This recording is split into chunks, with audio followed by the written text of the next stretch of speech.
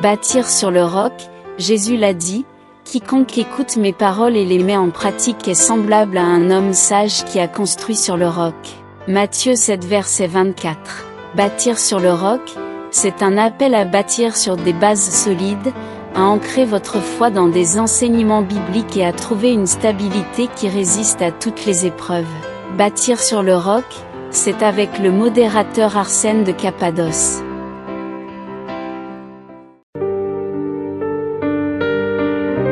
Bienvenue dans Bâtir sur le roc, un voyage vers une foi solide et une vie édifiée sur la parole éternelle de Dieu.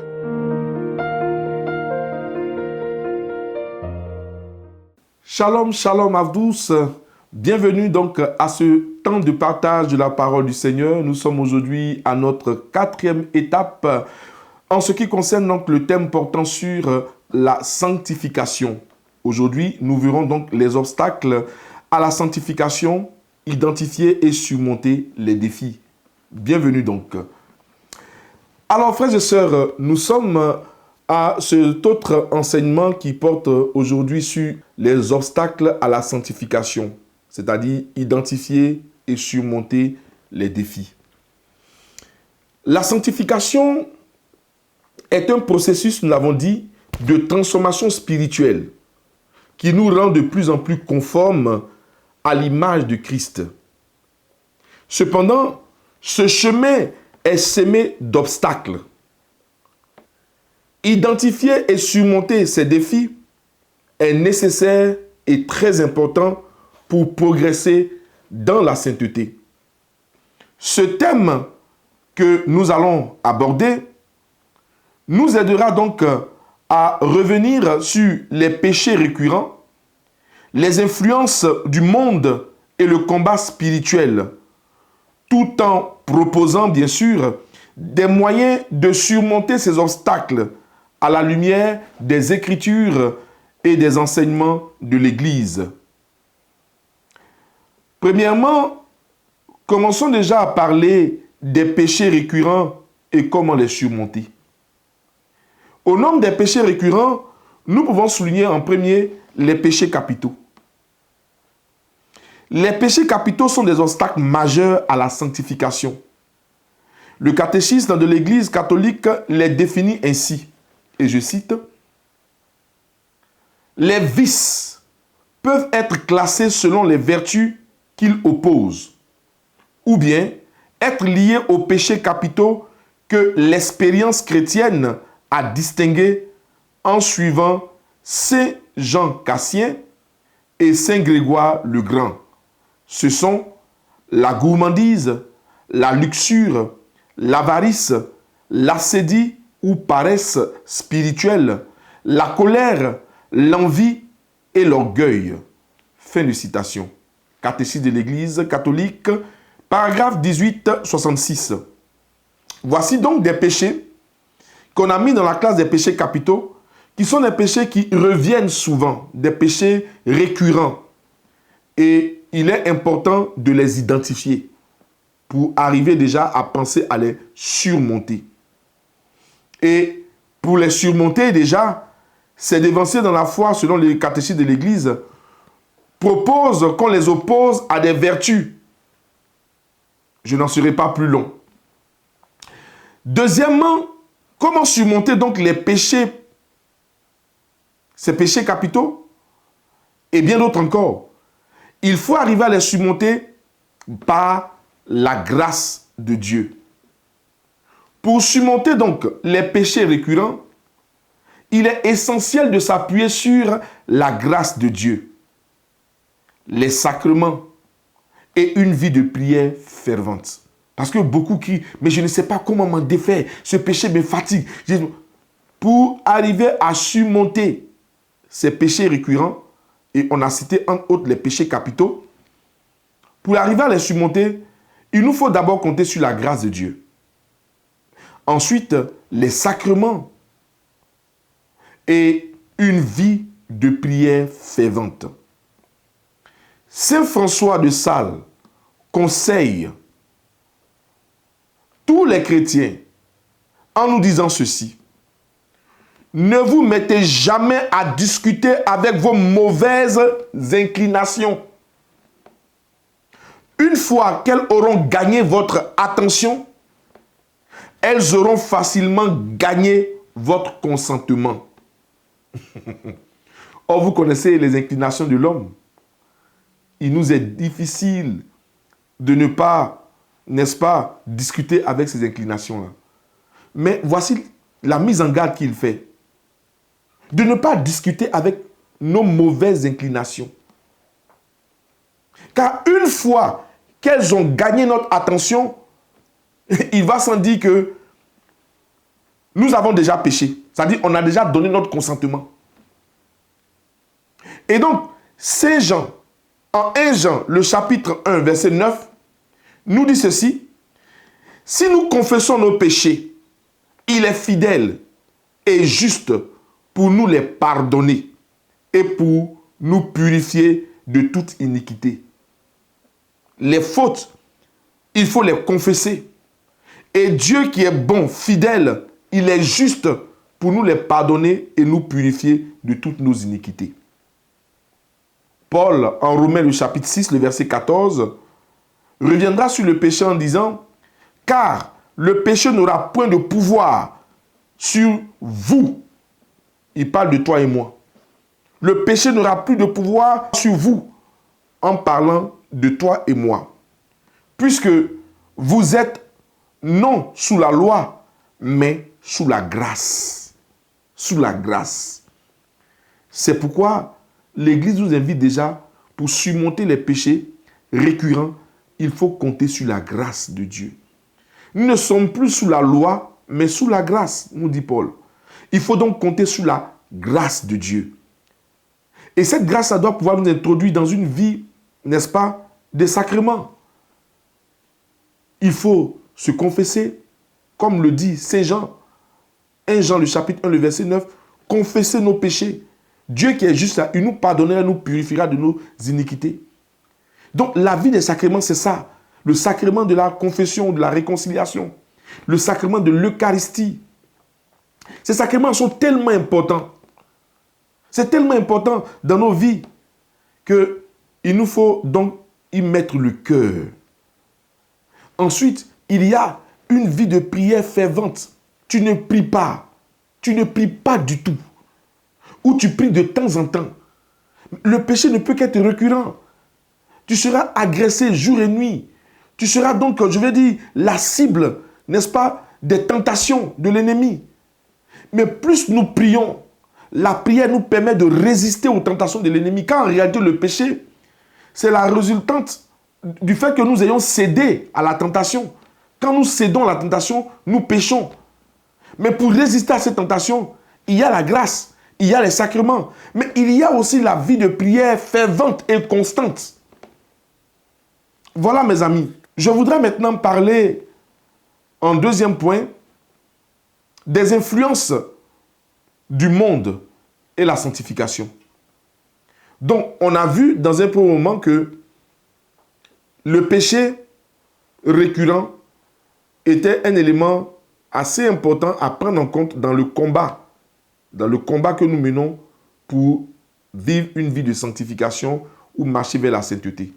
Le péché est un obstacle. Mais autre obstacle, il y a aussi les influences du monde. Par rapport à notre sanctification, il y a les influences du monde. Et donc, dans les influences du monde, nous avons les tentations du monde.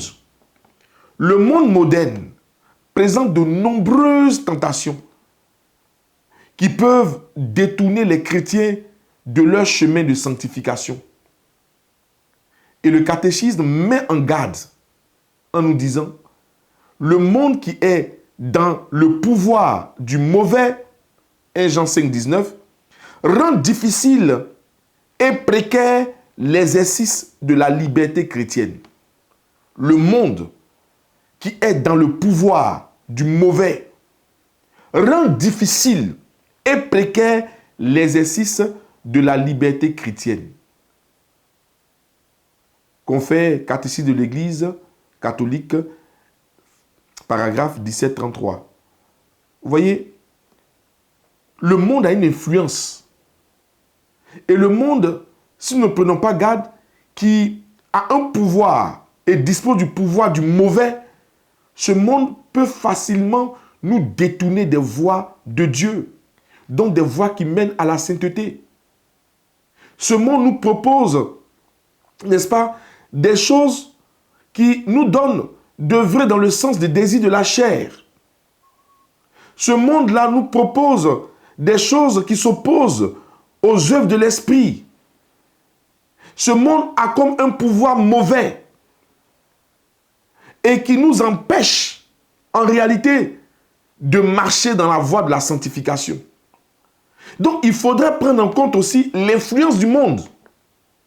Quand des gens viennent et disent que c'est pas normal que quelqu'un peut rester là, vivre sa chasteté, rester vierge jusqu'à un certain âge, c'est pas normal.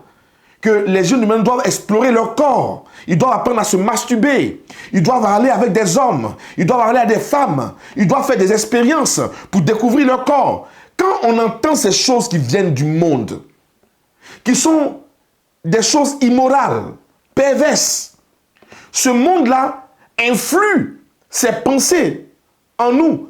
Si bien que des fois, ce qui est normal et que l'Église propose, ce qui est normal et que Dieu exige de nous de respecter, nous finissons par balayer cela et épouser les pensées du monde. C'est pourquoi le catéchisme dit que le pouvoir du mauvais dans ce monde-là rend difficile et précaire l'exercice de la liberté chrétienne. Voilà.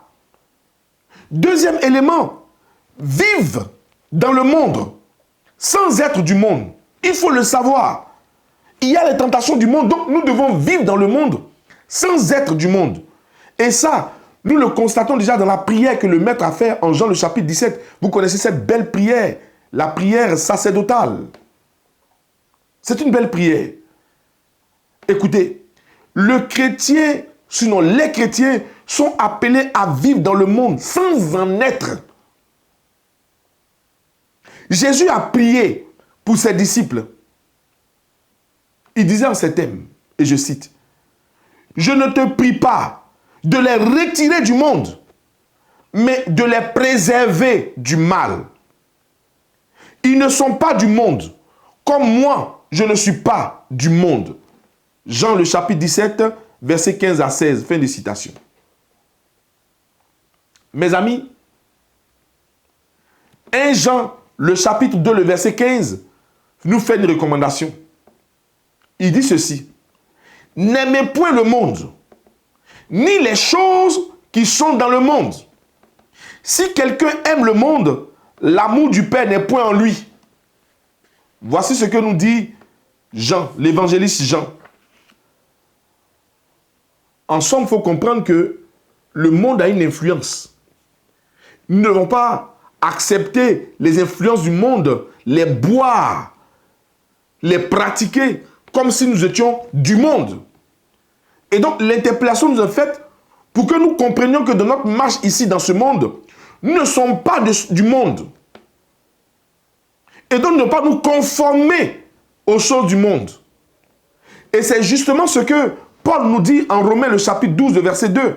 Il dit ceci, « Et ne vous conformez pas au siècle présent. » Quand on parle du siècle présent, on parle de ce monde.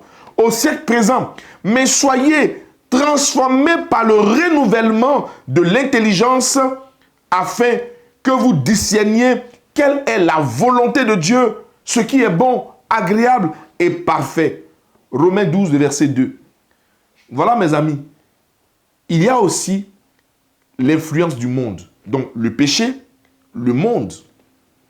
Mais comprenons aussi que dans la marche vers donc, la vie de sanctification, la vie de sainteté, dans cette marche-là, cette marche va nous ouvrir ou s'imposera à nous dans cette marche le combat spirituel. Si nous voulons marcher dans la sainteté, si nous voulons vivre une vie de sainteté, mes amis, il va sans dire que nous nous ouvrons ou nous engageons dans un combat spirituel.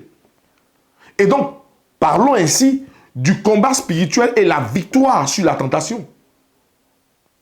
Première réalité à comprendre, c'est que c'est la réalité du combat spirituel.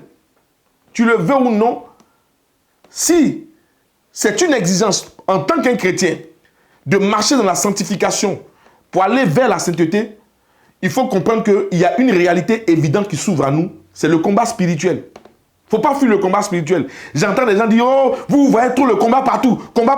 Mais le combat est là. Ce n'est pas qu'on le voit partout, il est là, le combat spirituel. Le combat spirituel est là.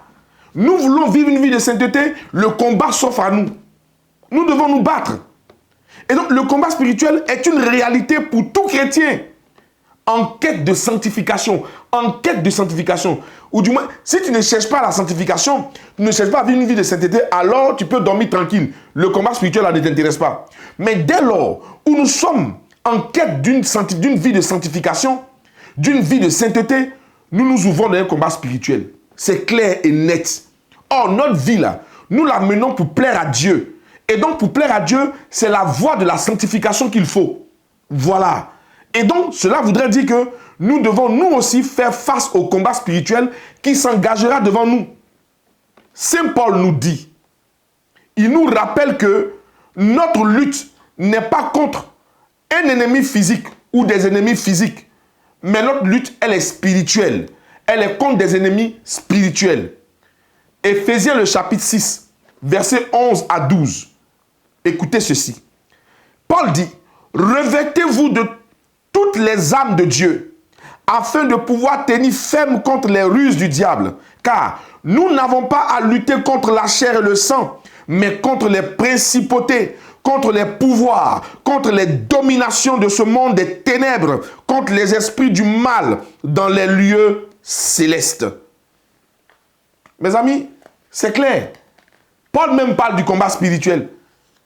Il dit de nous armer de toutes les armes spirituelles. Donc Dieu donne des armes spirituelles. Et nous en avons cité plus haut, en parlant de la célébration eucharistique, en parlant des sacrements, en parlant également de la grâce même de Dieu, en parlant de la prière fervente. Vous comprenez? C'est très important. Alors, les armes spirituelles. Il nous faut les armes spirituelles pour remporter le combat.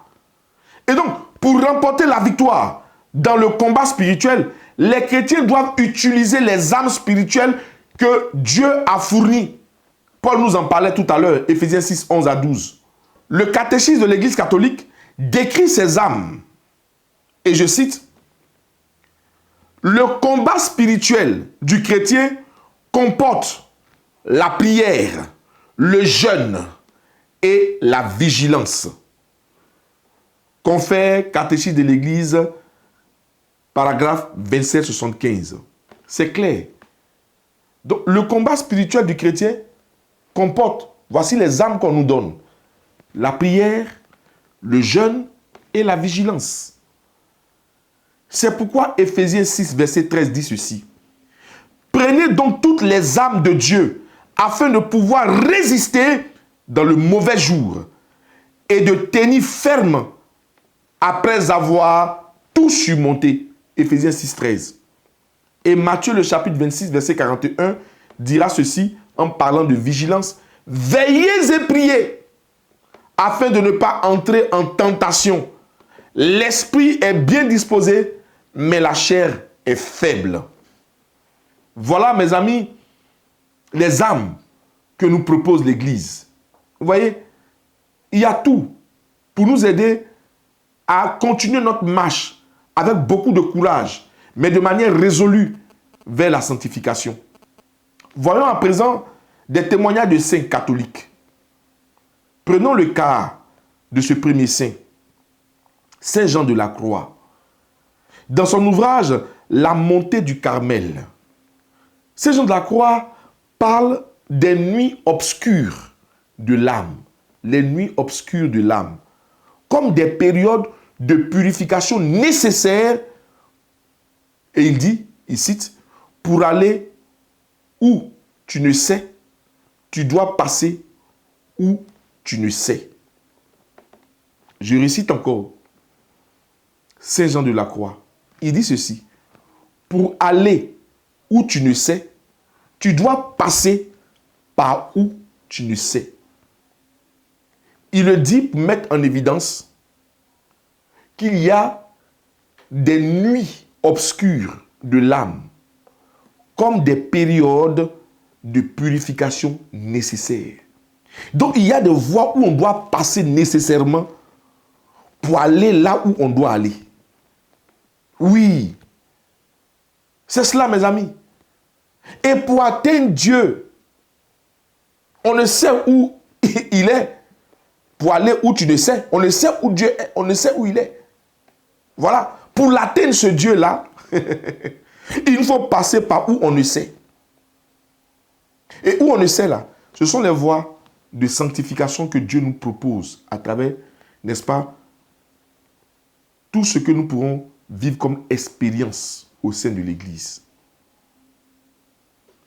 Sainte Thérèse d'Avila, quant à elle, dans le château d'intérieur, le livre dans le château d'intérieur, Sainte Thérèse souligne l'importance de la prière et de la persévérance. Elle souligne l'importance de la prière et de la persévérance.